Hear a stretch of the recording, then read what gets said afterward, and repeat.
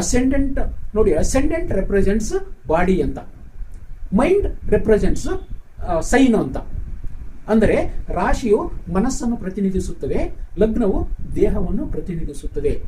ನಮಗೆ ಪೂರ್ವದ ಕರ್ಮಗಳು ಇರತಕ್ಕಂಥದ್ದು ಲಗ್ನಕ್ಕೆ ವಿನಃ ಮನಸ್ಸಿಗೆ ಅಲ್ಲ. ಆದ್ದರಿಂದ wearing of gems is lord of ascendant is very very safest ಅಂತ. ಹೆಚ್ಚು ನಾವು ಅದರ ಫಲಗಳನ್ನು ಪಡೆದುಕೊಳ್ಳಬೇಕಾದ್ರೆ ನಾವು ಲಗ್ನದಿಂದಲೇ, ಹುಟ್ಟಿದ ಲಗ್ನದಿಂದಲೇ ಧರಿಸಬೇಕು ಅಂತ. ಅನೇಕ ಜನ ನಿಮಗೆ ರಾಶಿಯ ಪ್ರಕಾರ ಧರಿಸುತ್ತಾರೆ, ಅದಕ್ಕಿಂತಲೂ ಲಗ್ನದ ಪ್ರಕಾರ ಧರಿಸುವುದೇ ಶ್ರೇಷ್ಠ ಅಂತ.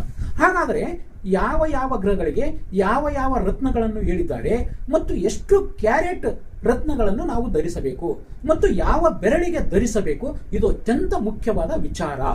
ನೋಡಿ, ರವಿ ಪ್ರತಿನಿಧಿಸ್ತಕ್ಕಂಥ ರತ್ನವೆಂದರೆ ರೂಬಿ. ಈ ರೂಬಿಯನ್ನು ಗಂಡಸರು ಆದರೆ ಮೇಲ್ ಹಾರಿಸ್ಕೋಪದಲ್ಲಿ ಬಲಗೈ ಉಂಗುರ ಬೆರಳಿಗೆ ಧರಿಸಬೇಕು. ಚಂದ್ರ ಪರ್ಲ್ ಸ್ತ್ರೀಯರಾದರೆ ಎಡಗೈ ಉಂಗುರ ಬೆರಳಿಗೆ ಧರಿಸಬೇಕು. ಚಂದ್ರನಾದರೆ ಚಂದ್ರನು ಪ್ರತಿನಿಧಿಸ್ತಕ್ಕಂಥ ರತ್ನವು ಮುತ್ತು, ಮೂನ್ ರೆಪ್ರೆಸೆಂಟ್ಸ್ ಪರ್ಲ್. ಅದೇ ರೀತಿಯಾಗಿ ಪುರುಷರಾದರೆ ಬಲಗೈ ಕಿರುಬೆರಳಿಗೆ ಧರಿಸಬೇಕು, ಸ್ತ್ರೀಯರಾದರೆ ಎಡಗೈ ಕಿರುಬೆರಳಿಗೆ ಧರಿಸಬೇಕು. ಮಂಗಳನ ರತ್ನ ಕೆಂಪು ಹವಳ. ಪುರುಷ ಜಾತಕವಾದರೆ ಬಲಗೈ ಉಂಗುರ ಬೆರಳಿಗೆ ಧರಿಸಬೇಕು, ಸ್ತ್ರೀ ಜಾತಕವಾದರೆ ಎಡಗೈ ಉಂಗುರ ಬೆರಳಿಸಬೇಕು.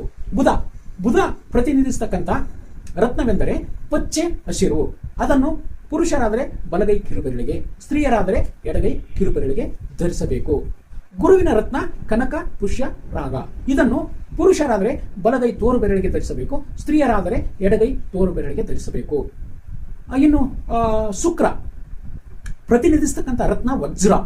ಈ ವಜ್ರವನ್ನು ಪುರುಷರಾದರೆ ಬಲಗೈ ಉಂಗುರ ಬೆರಳಿಗೆ ಧರಿಸಬೇಕು, ಸ್ತ್ರೀಯರಾದರೆ ಎಡಗೈ ಉಂಗುರ ಬೆರಳಿಗೆ ಧರಿಸಬೇಕು. ಶನಿಯ ವೈಶಿಷ್ಟ್ಯವೇನೆಂದರೆ ಶನಿಯು ಪ್ರತಿನಿಧಿಸ್ತಕ್ಕಂಥ ರತ್ನ ನೀಲಂ. ಇದನ್ನು ಸ್ತ್ರೀಯರೇ ಆಗಲಿ, ಪುರುಷರ ಜಾತಕದಲ್ಲೇ ಆಗಲಿ, ಜಾತಕರೇ ಆಗಲಿ, ಪುರುಷ ಜಾತಕರೇ ಆಗಲಿ, ಸ್ತ್ರೀ ಜಾತಕರೇ ಆಗಲಿ ಎಡಗೈ ಮಧ್ಯದ ಬೆರಳಿಗೆ ಧರಿಸಬೇಕು. ರಾವು ಪ್ರತಿನಿಧಿಸ್ತಕ್ಕಂಥ ರತ್ನವೆಂದರೆ ಗೋಮೇಧಿಕ. ಅದನ್ನು ಸಹಿತವಾಗಿ ಬಲಗೈ ಉಂಗುರ ಬೆರಳಿಗೆ, ಸ್ತ್ರೀಯರಾದರೆ ಎಡಗೈ ಉಂಗುರ ಬೆರಳಿಗೆ ಧರಿಸಬೇಕು.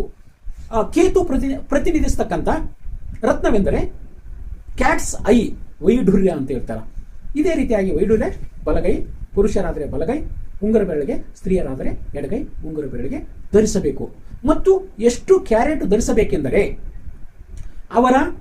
ಅವರು ಎಷ್ಟು ತೂಕವಾಗಿದ್ದಾರೆ ಮತ್ತು ಯಾವ ಮಹಾದಶದಲ್ಲಿ ಹುಟ್ಟಿದ್ದಾರೆ ಎಂಬುದರ ಆಧಾರದ ಮೇಲೆ ಈ ಒಂದು ಎಷ್ಟು ಕ್ಯಾರೆಟ್ ಅವರು ಧರಿಸಬೇಕೆಂಬುದನ್ನು ಹೇಳಬೇಕಾಗುತ್ತದೆ. ಯಾವುದೇ ದೋಷಗಳನ್ನು ಯಾರೋ ಹೇಳಿದರು ಎಂಬ ಕಾರಣಕ್ಕೆ ನೀವು ಆ ದೋಷ ನಿವಾರಣೆ ಮಾಡತಕ್ಕಂಥ ಪ್ರಯತ್ನಗಳನ್ನು ಮಾಡಬಾರದು. ಮೊಟ್ಟ ಮೊದಲನೇದಾಗಿ ತಜ್ಞ ಜ್ಯೋತಿಷಿಗಳನ್ನು ಸಂಪರ್ಕಿಸಬೇಕು. ಆ ತಜ್ಞ ಜ್ಯೋತಿಷಿಗಳು ಹೇಳಿದ ನಂತರ ನೀವು ಈ ಪರಿಹಾರಗಳಿಗೆ ಬೇಕು ಮತ್ತು ಪರಿಹಾರಗಳನ್ನು ಮಾಡಿಕೊಳ್ಳಬೇಕು. ಏಕೆ ಅಂತಂದರೆ ಜ್ಯೋತಿಷ್ಯದ ಹೆಸರಿನಲ್ಲಿ ಅನೇಕರು ಶೋಷಣೆ ಮಾಡತಕ್ಕಂಥ ವ್ಯಕ್ತಿಗಳಿದ್ದಾರೆ. ದೇವರ ಹೆಸರಿನ ಮೇಲೆ ಶೋಷಣೆ ಮಾಡತಕ್ಕಂಥವರು, ಶಾಸ್ತ್ರದ ಹೆಸರಿನ ಮೇಲೆ ಶೋಷಣೆ ಮಾಡತಕ್ಕಂಥವರು. ಒಂದೇ ಒಂದು ಮಾತಿನಲ್ಲಿ ನಿಮಗೆ ಹೇಳಬೇಕಾದರೆ ಯೋಗ್ಯನ ಕೈಯಲ್ಲಿ ಶಾಸ್ತ್ರವಿರಬೇಕು. ಯೋಗ್ಯನ ಕೈಯಲ್ಲಿ ಶಾಸ್ತ್ರವಿದ್ದಾಗ ಆ ಒಂದು ಶಾಸ್ತ್ರಕ್ಕೆ ಘನತೆ ಗೌರವ ಬರುತ್ತದೆ. ಭ್ರಷ್ಟನ ಕೈಯಲ್ಲಿ ಅಧಿಕಾರ, ಅಯೋಗ್ಯನ ಕೈಯಲ್ಲಿ ಶಾಸ್ತ್ರ ಇದ್ದರೆ ದುರ್ಬಳಕೆ ಆಗುತ್ತದೆ.